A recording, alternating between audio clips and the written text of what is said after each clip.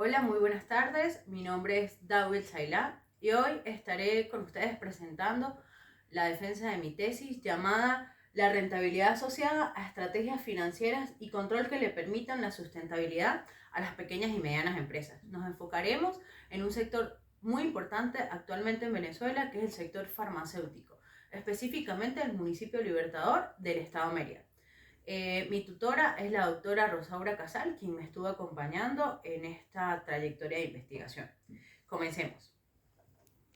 Como introducción, bueno, tenemos que en la actualidad en Venezuela existen muchos factores, tanto económicos, políticos, sociales, culturales, que atañen el punto financiero de una organización. Por ende, las empresas están expuestas a muchas decisiones diarias. Como muy bien sabemos y que en tal caso pudiese sonar redundante, Venezuela vive dinámicas cambiantes. Es decir, tomamos decisiones sin repercutir las acciones o las consecuencias que éstas contraigan, ya que se deben tomar decisiones financieras de manera inmediata. A los efectos de las coyunturas económicas tiene que ver mucho la realidad financiera con relación a las políticas gubernamentales que se tomen.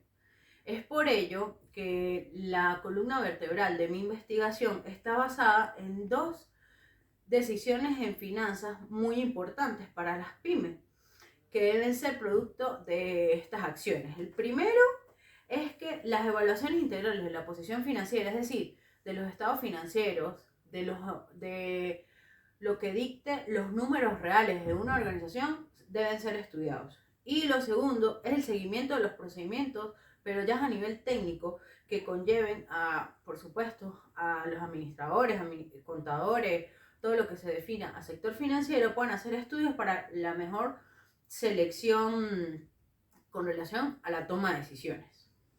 En sí, a lo largo de esta investigación, estaremos tratando los temas importantes como lo son la rentabilidad, el control de gestión, procesos, pymes del sector farmacéutico, sustentabilidad, entre otros. El capítulo número 1, que es el problema, en este capítulo vamos a definir cuáles fueron las interrogantes que se hicieron para poder llegar a plantearnos los objetivos, ya sea el general y los específicos.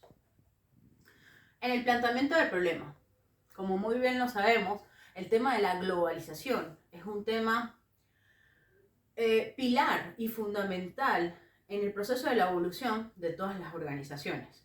A nivel mundial hablamos.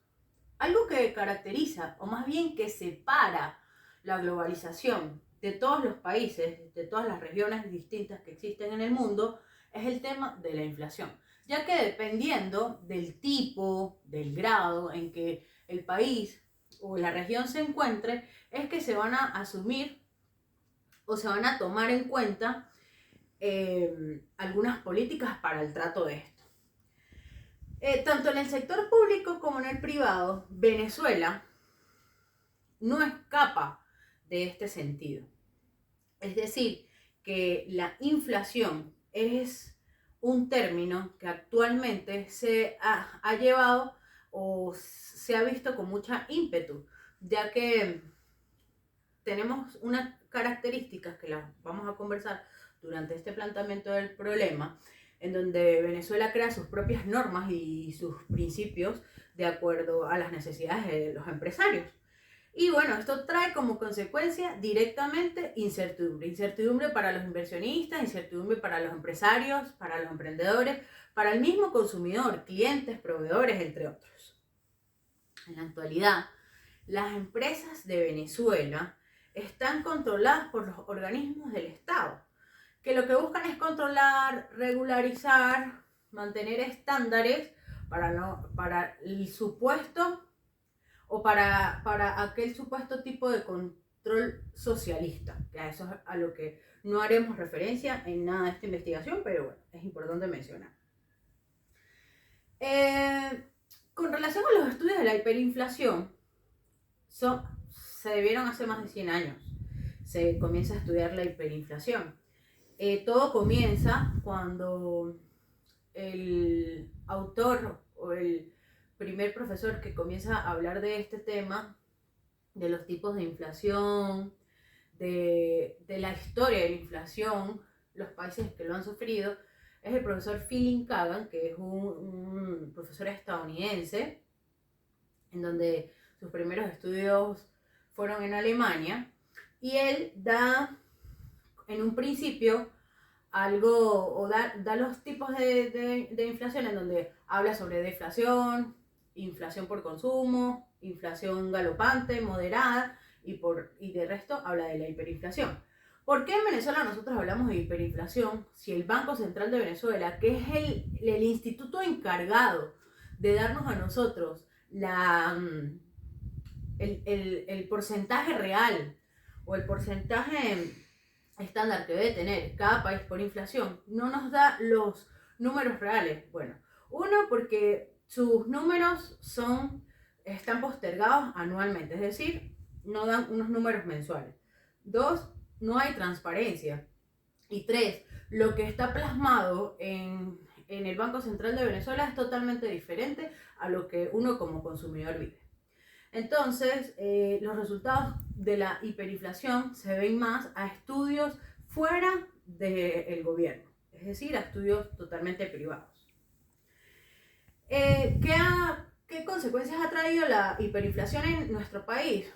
Bueno, que se vea de que realmente las personas buscan una moneda que no sea el bolívar, que es nuestra moneda recurrente en el país, sino monedas mucho más fuertes extranjeras, como por ejemplo el euro, el peso y el dólar, para poder estabilizar o en tal caso respaldar todos sus activos, y en este caso su financiamiento interno, para no devaluarse como tal.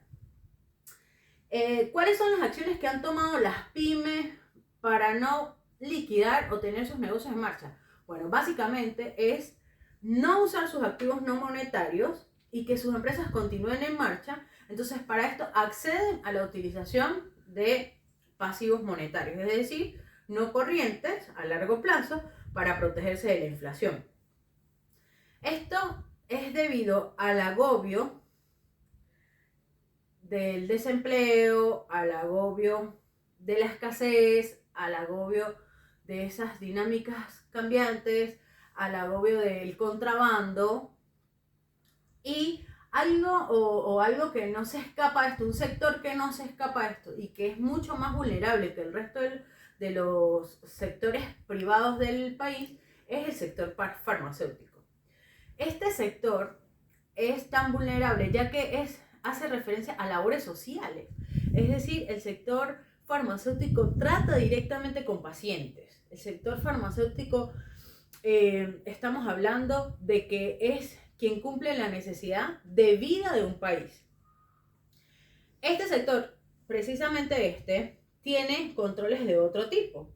A precios, a medicinas, están sujetos a un régimen regulatorio por gobierno, en donde hasta la Federación de Farmacéuticos del Estado venezolano ha hecho denuncias al gobierno por tanto agobio.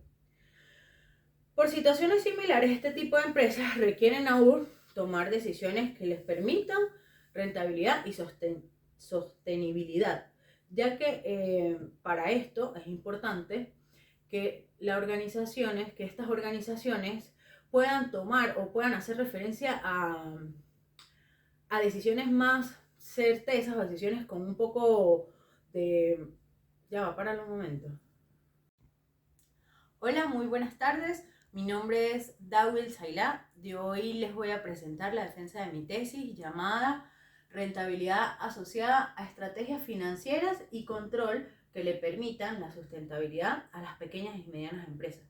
Me enfocaré directamente en el sector farmacéutico del municipio Libertador del estado Mérida. Mi tutora fue la profesora y doctora Rosaura Casal. Comencemos. Como introducción, tenemos que en Venezuela, con relación a los factores económicos, sociales, políticos y culturales, han trascendido de acuerdo a la crisis que hemos convergido. Por tal, las empresas están expuestas a las coyunturas económicas que afectan en realidad a las finanzas de una nación, en este caso a Venezuela. Yo tomé como referencia dos acciones importantes que debemos de tomar en cuenta para poder proseguir en esta investigación. La primera son las evaluaciones integrales de una posición financiera, es decir, de los estados financieros, tomando en cuenta como los números sean quien dictamine las finanzas de una organización. Y como segundo punto tenemos el seguimiento de procedimientos técnicos que conllevan, es decir, al control de gestión, y es donde nos da la certeza de un seguimiento, de una toma de decisiones como una mejor alternativa. En este capítulo 1 vamos a conversar sobre el problema. Nos enfocaremos en el planteamiento y luego los objetivos. En el planteamiento del problema. Para nadie es un secreto que la globalización a nivel mundial es un tema muy importante que debemos tratar y conversar hoy en día. No es más de hablar, que siempre nos ha llamado la atención que los actores de las finanzas, como por ejemplo los clientes, proveedores, empresarios, comerciantes, emprendedores, etcétera, tanto en el sector público como privado, son la causa y el motivo para la iniciación de este tipo de globalización. En materia financiera, Venezuela no escapa de esto, tomando en cuenta de que en años anteriores Venezuela partía de ser un país petrolero. En la actualidad Venezuela, la mayor parte de su gasto público converge de las actividades financieras y de los impuestos obtenidos de esto. Algo importante que vamos a conversar en esta tesis es sobre los términos de inflación. Los términos de inflación es lo que separa la globalización de otros países o regiones, ya que dependiendo de qué tipo de inflación o qué grado de inflación tengan los países o las regiones, esto nos va a dar nuevas normativas o nuevas reglas para poder llevar a cabo a nivel de finanzas, a nivel administrativo, pues la toma de decisiones certeras para la rentabilidad que nosotros necesitamos. En la actualidad, las empresas privadas en Venezuela están controladas por organismos del Estado, lo que eso nos da un plus para la investigación. Como muy bien sabemos, la hiperinflación es un fenómeno monetario que ha sido analizado desde hace más de 100 años. El autor que motiva a esta investigación o a este término es el profesor Philip Kagan, quien desde 1956 ha dado términos y definiciones sobre esta información. Es importante saber que en Venezuela los términos inflacionarios no son los correctos, ya que son los mismos entes gubernamentales quienes nos dan esa numerología y no es real, ya que nada de eso suele ser transparente. Venezuela de por sí tiene sus propias normas y principios de acuerdo a las necesidades de los empresarios locales, que trae como consecuencia en realidad incertidumbre con respecto a los inversionistas y a los nuevos empresarios que deseen catalogarse en esa área. Las pymes, por no usar sus activos no monetarios y puedan permanecer en marcha y puedan permanecer en el tiempo en las organizaciones venezolanas, lo que ellas han tratado de hacer es utilizar pasivos no monetarios, es decir, a largo plazo, para poder protegerse de la inflación. Con esto estoy haciendo mención de que la mayoría de las empresas han tratado de usar endeudamientos a largo plazo. Un sector muy vulnerable en Venezuela es el sector farmacéutico. ¿Por qué? Porque en este sector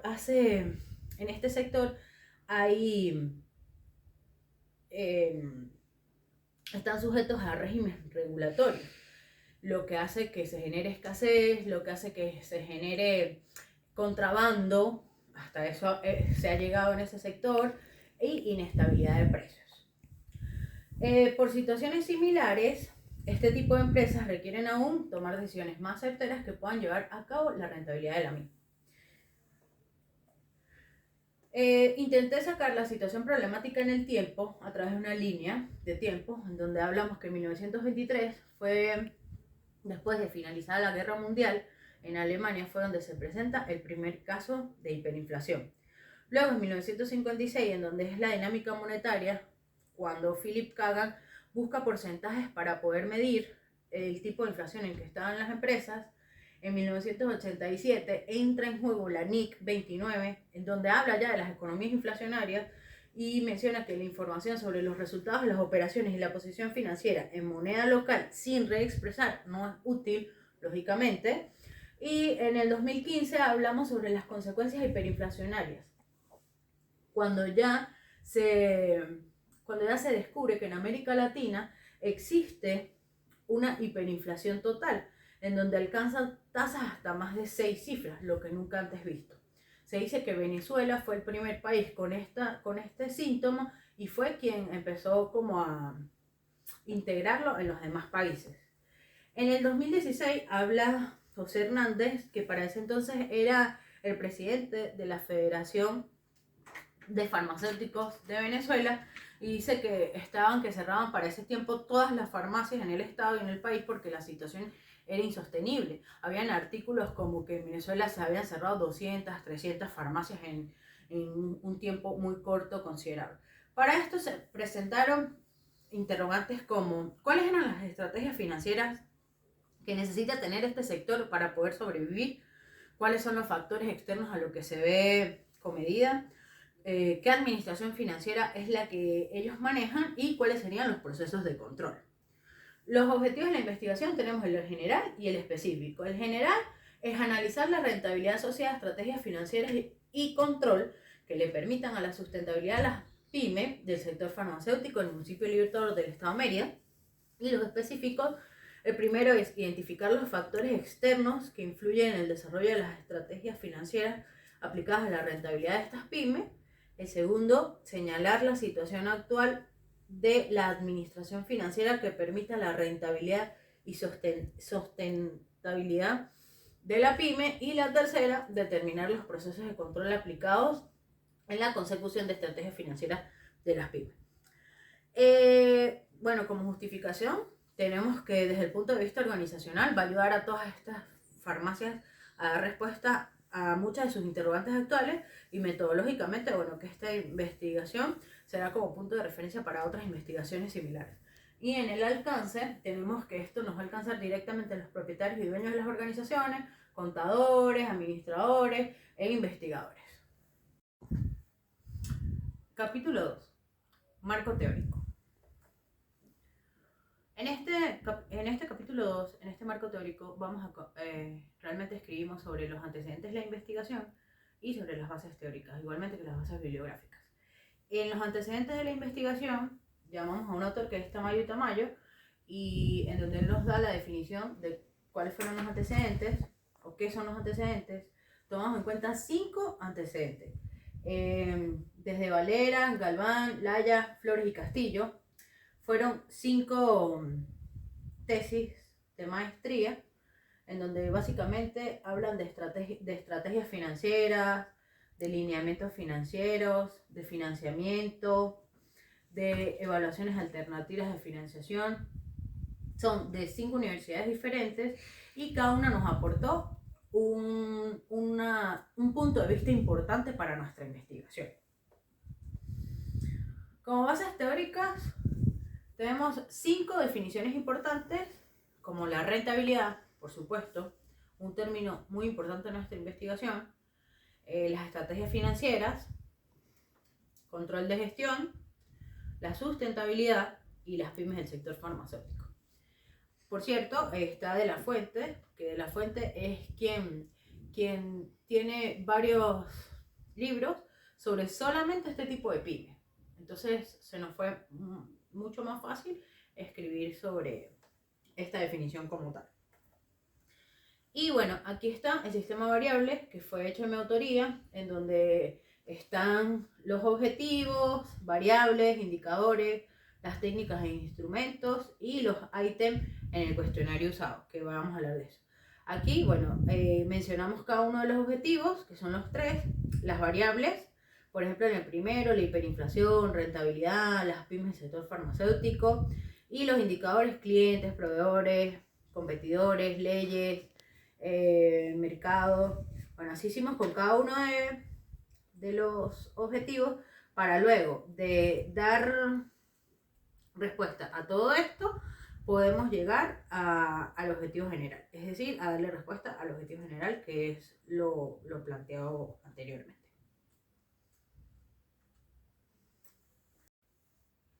Capítulo número 3.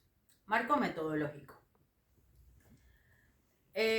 Según Arias, expone que la metodología del proyecto incluye el tipo de investigación, las técnicas y los procedimientos que serán utilizados para llevar a cabo la investigación o la indagación. Es el cómo se realizará el estudio para responder el problema. Para esto daremos respuesta a cuál es el tipo de investigación, población y muestra, técnicas e instrumentos, técnicas de análisis de datos, validez y confiabilidad. ¿Qué tipo de investigación es? Por el tipo de maestría, que es netamente contable, es una investigación de tipo cuantitativo. Su diseño metodológico es no experimental, ya que la investigación se realizó sin que el investigador, en este caso yo, manipulara alguno de los datos o de los estados financieros que fueron suministrados. Es de una investigación de tipo de campo y su nivel es descriptivo, por basarse en la recolección de datos tomados directamente del caso de estudio, en este caso de las farmacias como tal. La población y muestra. Como población tenemos las farmacias de contribución especial, es decir, solamente los contribuyentes especiales del municipio Libertador del Estado Mérida, y fue una muestra de 22 farmacias. ¿Por qué 22 farmacias? En sí, tomamos las farmacias más relevantes y en donde pudiéramos acceder a la información. Bueno, creo que para nadie es un secreto de que tuve feedback con algunas de las farmacias, con la directiva de algunas farmacias, y esto hizo de que mi investigación fuera un poco más fácil. De técnicas y instrumentos utilizamos la encuesta, la observación y la observación documental. Como encuesta tomamos en cuenta el cuestionario, que más adelante conversaremos sobre cuáles fueron las preguntas y a qué resultado dieron. En la técnica de análisis de datos, fue la técnica usada es el análisis cuantitativo y el análisis de contenido. Que el análisis cuantitativo es netamente estadístico y el de contenido es de acuerdo a las gráficas. La validez, la validación, bueno, se hizo la validación de a través de 3 instrumentos y de un solo instrumento con la validación de 3 expertos. Uno que fue un profesor universitario, 2, uno que fue un propietario de una farmacia, y 3, una persona dedicada a la banca, que también nos estuvo ayudando a esta parte metodológica. Y de la confiabilidad utilizamos el coeficiente de Cronbach. Y bueno, ahí está, se usa mediante una varianza entre el 0 y el 1. Y bueno, eso es netamente estadístico, que no viene al caso. Nos estuvo apoyando un estadístico, por cierto, para este tipo de investigación. Luego tenemos capítulo número 4, análisis de los resultados. Aquí, luego de plantearnos todo lo conversado en el capítulo número 3, el propósito del capítulo 4 es señalar y comparar las observaciones obtenidas, las observaciones y las respuestas de los cuestionarios, lo que obtuvimos, y de esta manera poder transformarlo numéricamente para dar respuesta a las interrogantes de los objetivos planteados. Es decir, que a través de este análisis de resultados es mucho más fácil y clara la comprensión del estudio que estamos realizando. Como lo que queremos es obtener conclusiones y recomendaciones, para esto utilizamos gráficas para que de una manera dinámica nos dieran respuestas un poco más cerradas. La información se planteó y se procesó a los objetivos de la investigación propuesta.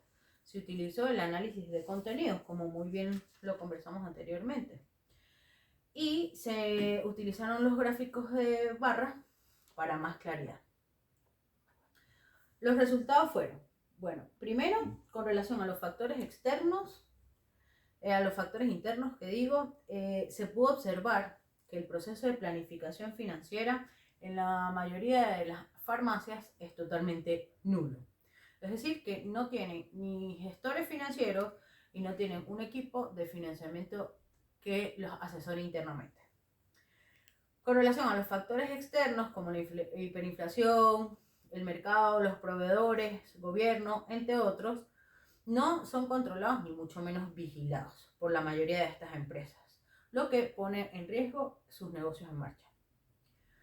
Otro resultado muy importante es que se evidencia que para que se incremente, que no hay transparencia de datos, es decir, que no hay un aporte financiero real.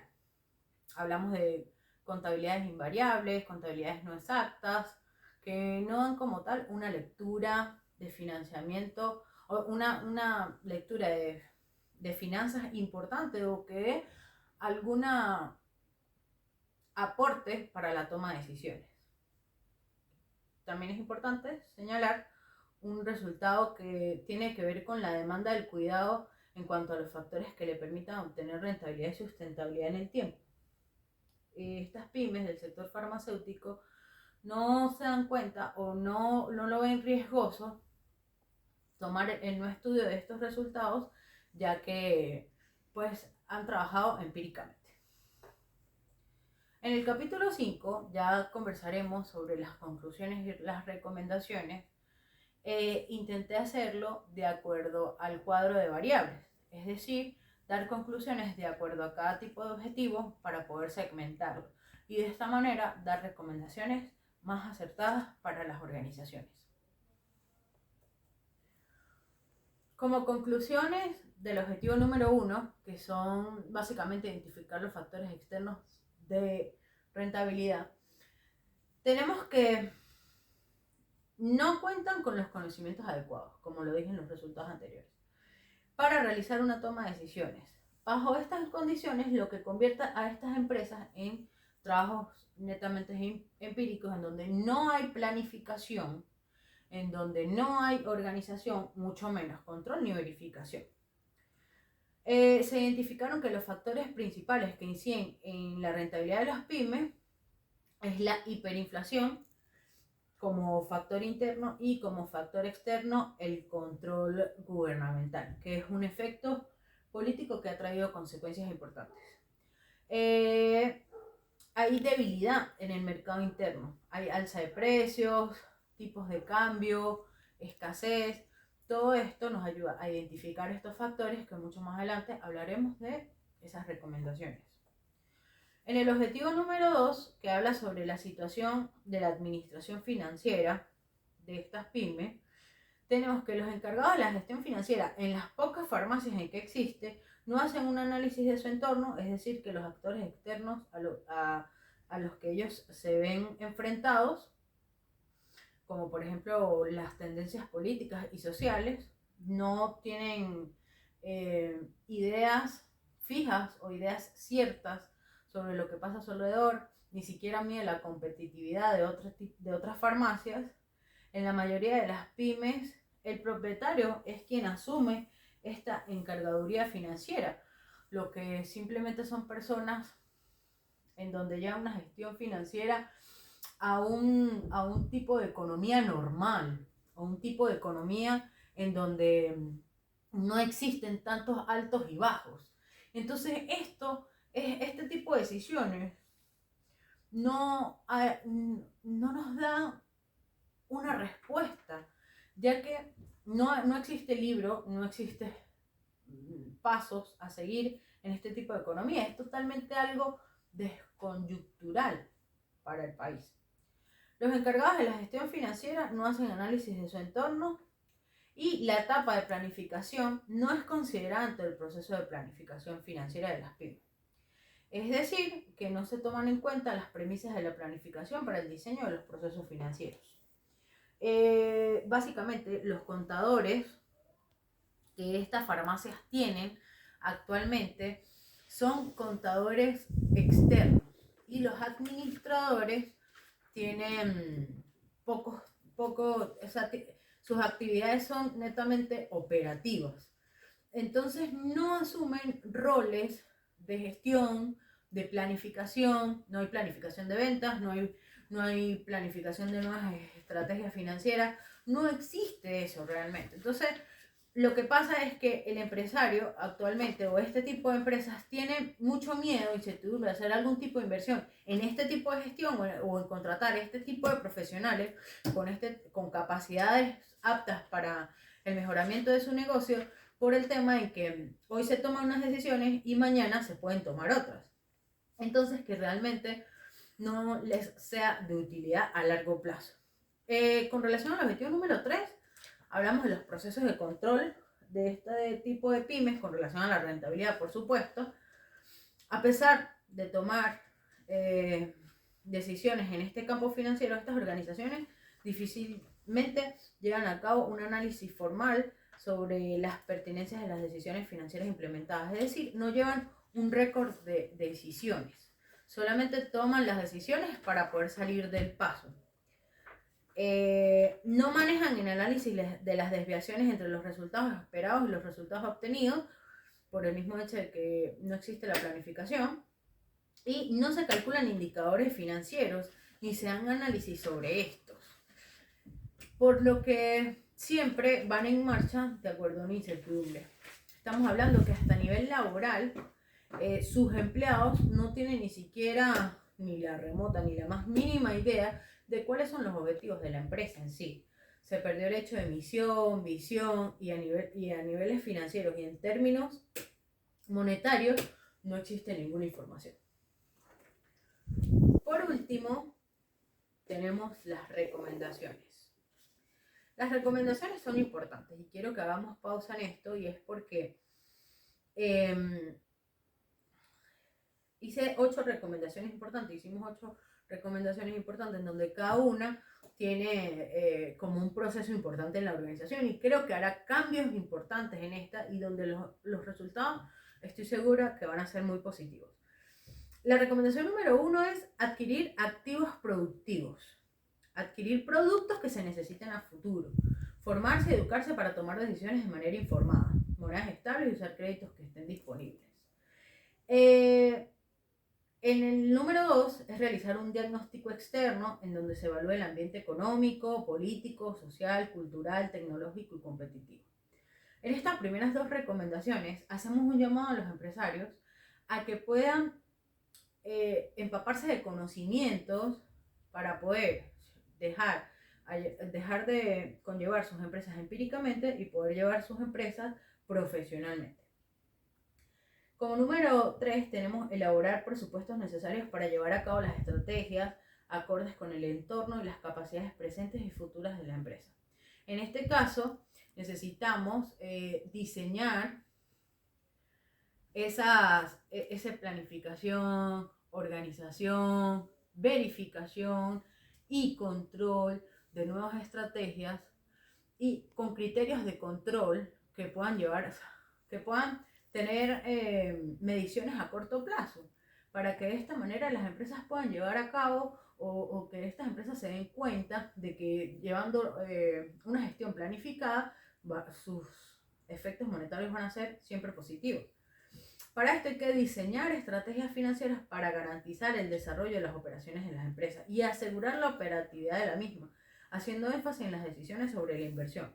No queremos que sea engorroso, ni que alguna de este tipo de recomendaciones conlleve a trabajos no eficientes, pero sí queremos que forme parte de la cotidianidad de una empresa del sector farmacéutico.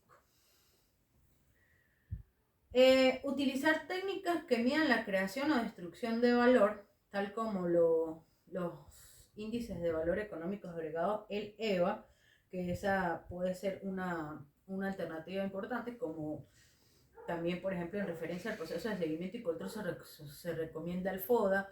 O sea, hay muchos tipos de índices que nos pudiesen ayudar y tipos o técnicas que pueden medir los índices que nos pueden ayudar tanto a nivel financiero y gestión financiera como a nivel de procesos.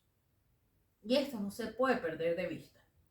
Utilizar indicadores financieros como herramientas indispensables para determinar su condición financiera. Pero no solamente utilizar los indicadores, porque en este caso podemos, que esos son con números y fórmulas y es algo muy sencillo de sacar, pero pues la idea no es utilizarlos sin tener alguna respuesta o sin llevarlos a cabo o sin al menos desarrollarlos o proyectarlos, que eso es lo que realmente se quiere.